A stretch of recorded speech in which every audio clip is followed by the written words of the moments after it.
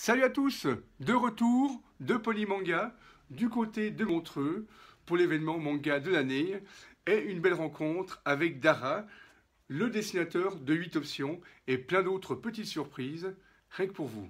Allez, top magnéto. Qu'est-ce que ça signifie le manga pour vous? C'est une culture que tout le monde partage, tu vois, c'est une communauté dans laquelle je fais partie et que tout le monde se partage depuis déjà pas mal de temps et qui se développe de plus en plus. La culture manga, je dirais la culture geek, culture moderne. Moi je suis très sensible à ça et j'ai l'impression qu'on parle le même langage. Donc c'est pas une question d'âge. J'aime pas, tu vois, toutes les ségrégations par l'âge. Je déteste ça ou par les moyens financiers. On aime la même chose. Voilà. Riches, pauvres, hommes, femmes, jeunes, très jeunes, moins jeunes. On aime la même chose, tout simplement. Et en même temps, c'est la deuxième année que vous venez à Montreux. C'est quand même une histoire d'amitié entre vous et le Polymanga. 2 ans ici. Oui, ça fait 2 ans, mais c'est un plaisir. Franchement, écoute, il y a plus malheureux que nous, franchement. Hein. T'es d'accord? Il y a beaucoup plus malheureux que nous. Bon, donc on est heureux comme des fous. La Suisse, bon, j'adore la Suisse. Regarde le temps qu'on avait. Vous avez la géographie, le paysage. C'est une merveille, ce lac. Merveille. Tu vois, avec la neige au fond et un paysage différent chaque minute, avec le soleil qui bouge et qui allume, tu vois, qui éclaire. Enfin bon, c'est magnifique. Nous, on est très heureux d'être là. Je suis très heureux d'être là. Juste un jour, presque une demi-journée, et je repars à Paris vers d'autres aventures. Alors merci beaucoup. Merci de m'avoir reçu très très gentiment, comme toujours. Et vive l'amitié franco-suisse. Merci. Hein.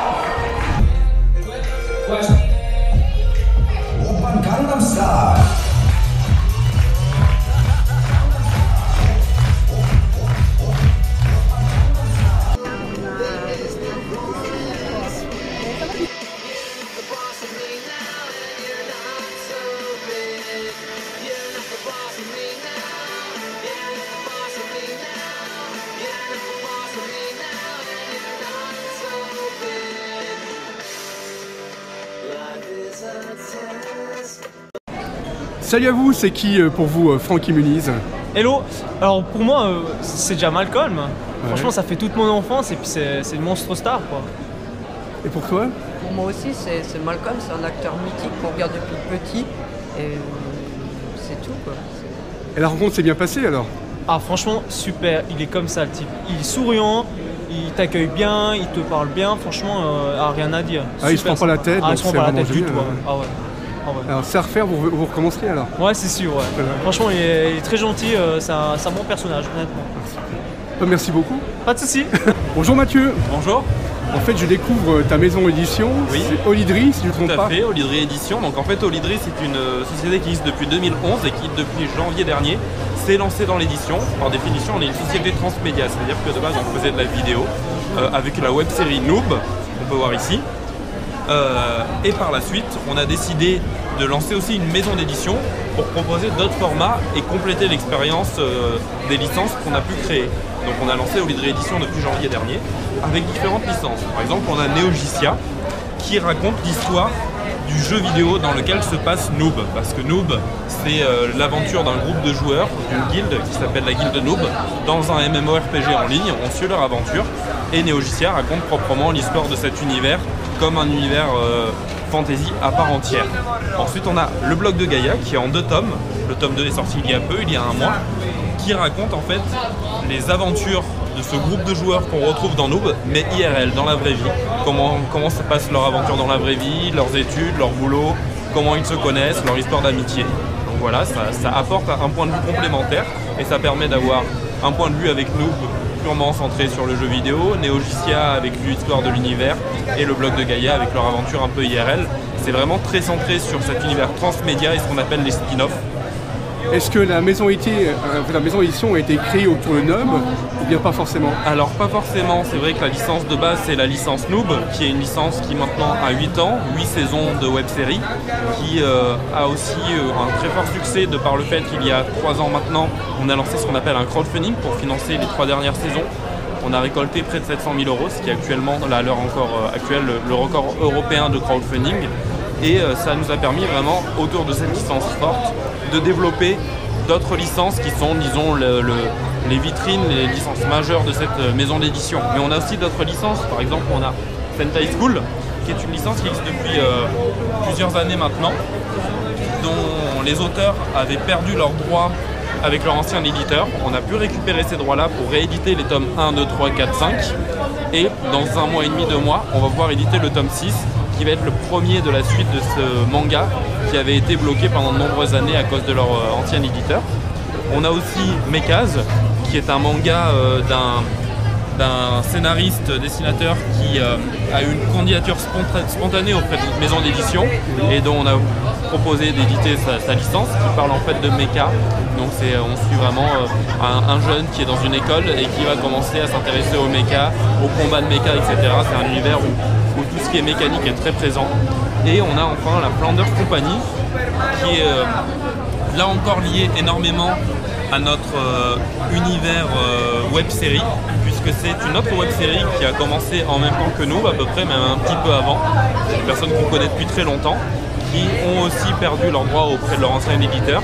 Et on a proposé par la suite de reprendre ces droits-là pour rééditer leur tome 1 et leur tome 2, et par la suite leur nouveau tome, le tome 3, qui sortira en juin.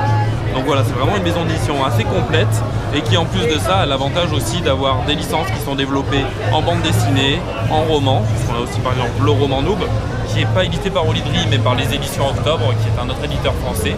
Et alors j'en ai plus sur stand, mais on a aussi la bande dessinée Noob, qui est elle éditée par Soleil Delcourt. Oui, voilà, donc on n'édite pas toutes nos licences, mais une grande majorité. Et on a d'autres projets qui arrivent bientôt, puisqu'on va avoir le manga Noob qui va bientôt arriver, et les light novels, qui sont un format en fait qui existe au Japon. C'est vraiment des récits, romans, mais très très courts, en tout petit format, vraiment à lire dans les transports en commun. Si je dis pas de bêtises, nous, on peut retrouver ça sur YouTube. Tout à fait, c'est accessible gratuitement sur YouTube. Donc il y a 8 saisons. Les 3 dernières saisons ont la particularité d'être aussi des films, et qui ont donc été financés par ce fameux crowdfunding. Et on va bientôt continuer Noob avec un nouveau format, puisqu'on a fini le premier grand cycle de Noob avec ses 8 saisons.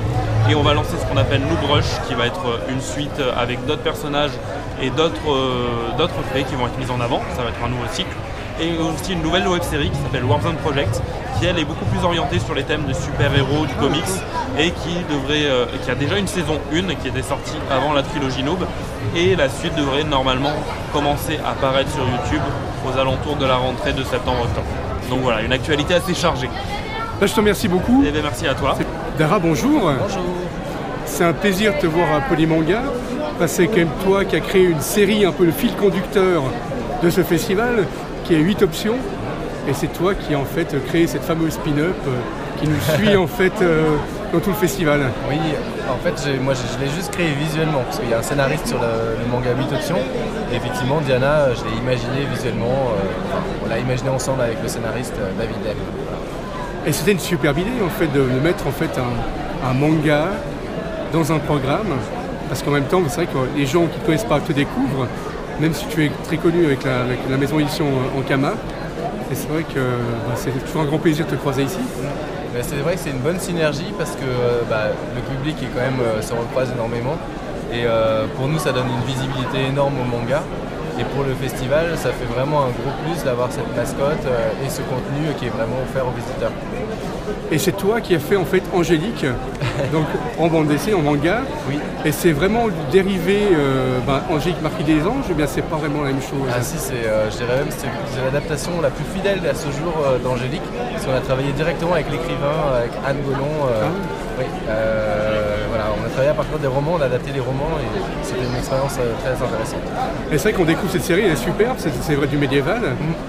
Comment est-ce que tu as travaillé? Tu as travaillé point de vue historique, tu as dû chercher dans les vieux livres? Comment est-ce que tu as travaillé? Moi, je me suis beaucoup documenté, principalement sur internet, mais je me suis fait aider par une amie qui est costumière de théâtre, donc il y avait beaucoup de documentation sur les costumes historiques.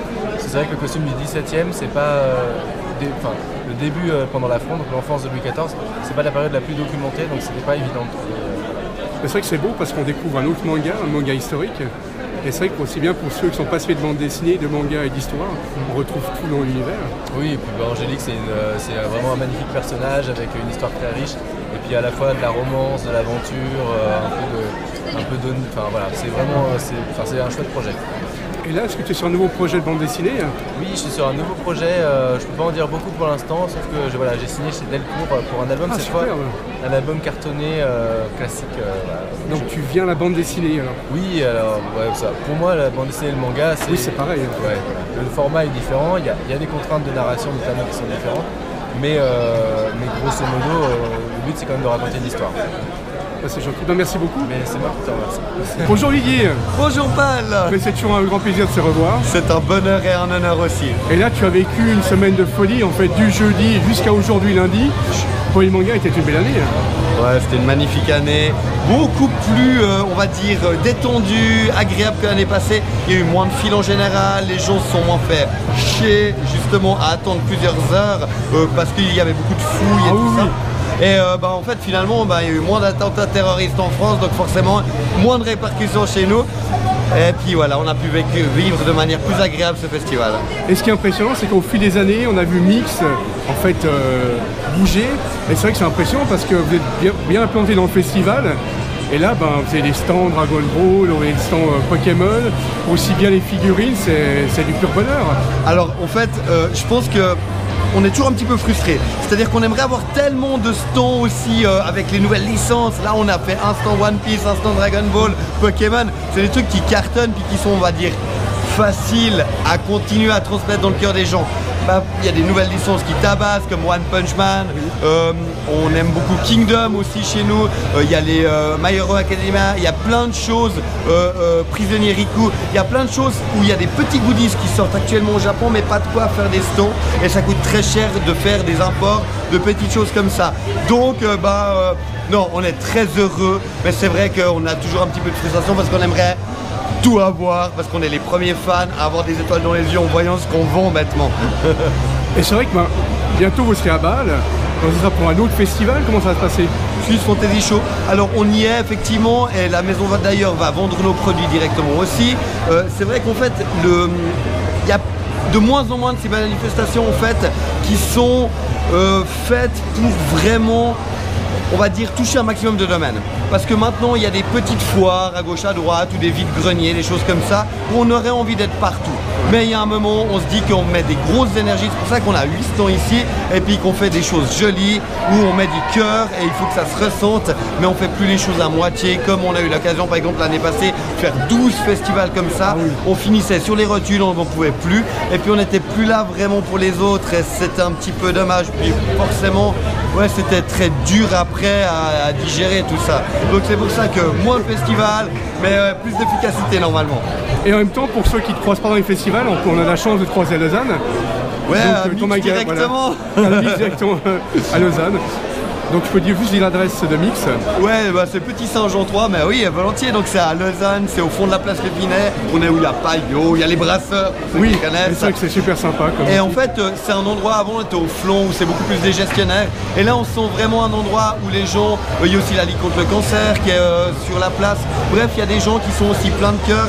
Et puis finalement, on arrive à faire des choses ensemble, ce qu'on ne faisait pas forcément, ou bien un petit peu grâce à Maniac, qui était très engagé dans la vie du quartier, mais là il y a vraiment quelque chose de beaucoup plus humain et finalement de plus juste pour moi. Donc c'est pour ça qu'on est notre style de maison de quartier, parce qu'on bien vendre des trucs à côté pour pouvoir vivre, payer ses employés, etc.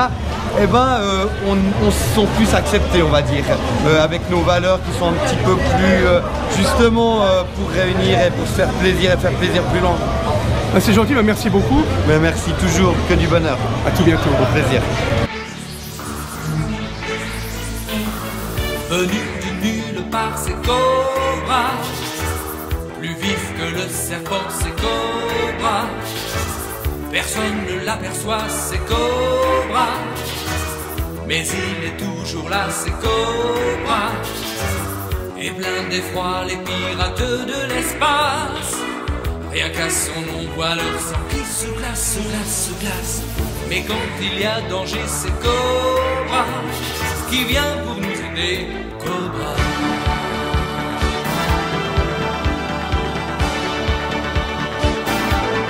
Homme ou machine,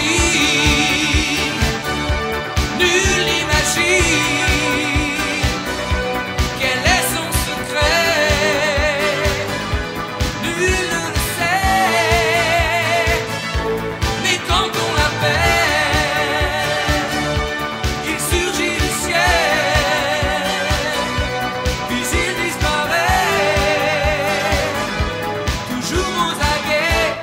toujours, toujours, toujours.